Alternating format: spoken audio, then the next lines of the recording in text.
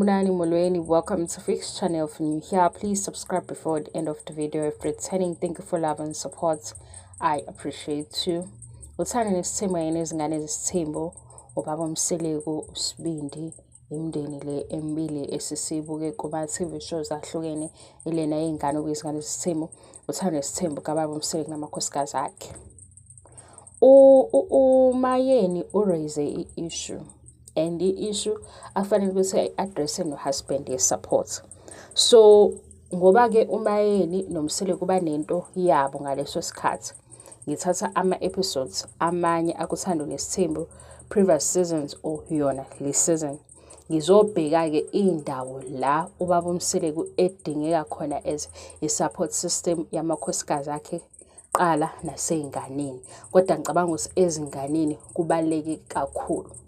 Nayi ke into engiyibukayo mhlambe bayibambe kakhulu into yokuthi i-chaos or i-drama yesiphithiphithi isigaxa after isigaxa into edayisayo lapha ku-TV because masizothatha ubaba uMseleko sithatha uSibindi.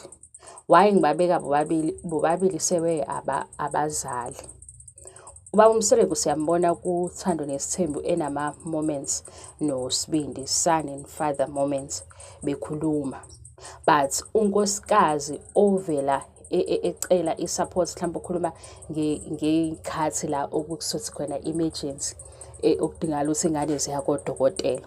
So if umayeni ethinta into enokugula komntwana ngiphindela kuma episodes kuthando nesithembu la ekuvele khona ukuthi ukhona umntwana oke wagula or ukhona unkosikazi obedinga medical help la kadokotela unkosikazi obehamba naye yini ubaba uMseleko. Ngiyenza leyo reference ngisebenzisa lona uthando nesithembu because iyona TV show esikhuluma ngayo. Nansi ke into example number 2 uSibindi ekwezingane zesithembu. Akusho mina ngedwa nabanye eMzansi because badonse ukuthi sizohamba siyobuka ishow yengane ngoba sibaza abazali.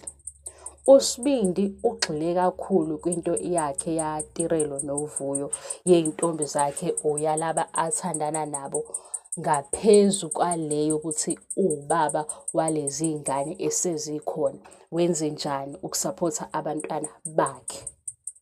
Into ke ngiyibonayo kubona i-planning yabo isuke yahamba kakhulu nokuthi i-planning yabo ye-TV show isuke yahamba nokuthi yini ezodayisa. Ngesikhathi bestakhe kulento edayisayo okuyi-drama siyabona ukuthi kunesikhala sokuthi ezinye izinto abayivezi.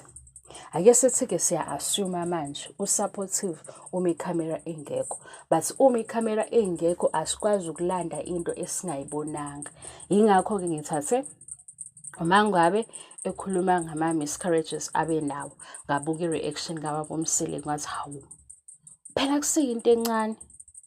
And njengoba beyikhulumile kwenzakalani after because lento ye-TV show ifana nomuntu obhala incwadi ukuthi usithatha ku-chapter 1 sa ku-chapter 2 so sifike ku-last chapter. Ngiseplazini wegazi manizwa impukane. So ngokuthi uma ngabe akhulume ngama-miscarriages akhe uthuleke leyo nto leyo inalokho. Uma Khumalo kune-journey yakhe and uma kune-journey yakhe asibekela yona lapha ku-TV uMseleko uyamreportela akahambi naye because i-support engiyaziyo ke mina ngeyami indlela umuntu ukuba khona kwakho eduzane uyafeel ukuthi uyamsupport. Angeke ke beze befaneke amakhosikazi ukuthi lokho bakuviwa kanjani. Ngithatha ngeso lami ke osebuka i-TV show. Umayeni mayesesezoveza ukuthi kube kwaba khona isimo esikanje ngomntwana kodwa awuzange ungisize. Inkinga indlebe yefeni. Yabo uma uzoba indlebe yefeni sifika sikhulume ngomayeni ube indlebe yefeni yalo muntu nkosikazi ngeke uzwe izinto esishoyo. Thatha uSibindi. uSibindi ufike ku-TV show ku-season 2 esewubaba weyingane. Nike nambona uSibindi ephithizela namaphempasi. Nike nambona uSibindi estressekile ukuthi kwenzakalani o yabo egxilile kakhulu kulelo side lokuthi ubaba weyingane no baby mama bakhe, but into ebiningi ukuthi bayambanga, kufunakala u-position 1, kufunakala u-position 2, indaba yomamkhulu, yileyo nto-ke. Ngesizathu-ke sokuthi bona bafokhasa kwi-drama, nathi uma sesenza ama-reviews, sikhuluma kakhulu nge-drama uma sesishiya izinto ezibalulekile. Lezi zinto ezibalulekile ila mina nawe sihlukanisa into yokuthini, i-father figure, iy'cathulo zikababa. And ukuthi obaba bona sebayitshela ukuthi bane-option yokuba absent, isona abasenzayo because yibo aba-create-a le anger ingane ekhula nayo. Mase ngikhuluma ngokuthi i-father figure sesiphumile kumayeni ewunkosikazi onento nomacele nomayeni nomakhumalo noma ngabe sesikwi-father figure. Basi-ke ngoba sikhuluma ngayo phela le TV show, ngiyake ekutheni ake sisapothe i-statement eshiwo lo nkosikazi. Ngabe kumangwabe, ngabe kumakhumalo, ngabe kumayeni, kumacele-ke ngikhohliwe. Sengiyobheka-ke namacele ukuthi yini ake ayikhuluma kwayisimo esithi lesi umsele kufanele si-athende manje wangakwenza lokho.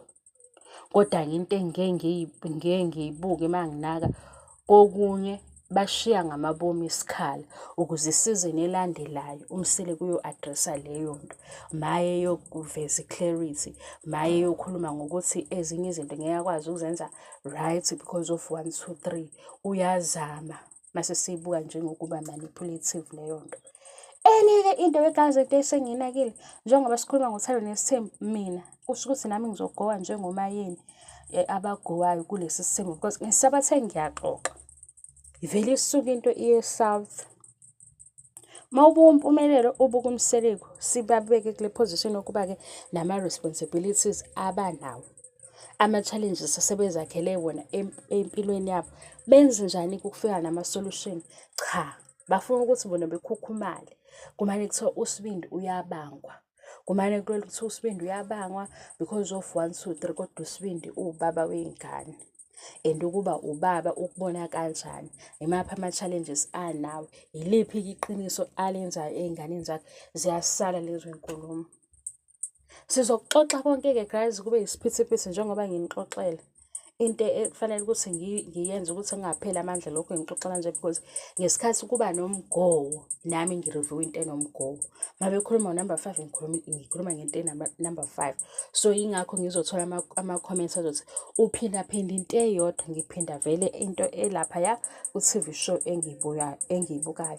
Ngiyabonga kakhulu-ke ngesaphothini. Bye. Ngiseplazini kubhuza iy'mpukane, kuyale nalena iy'xole nje. Lokhu ayikho into engizoyenza okwamanje.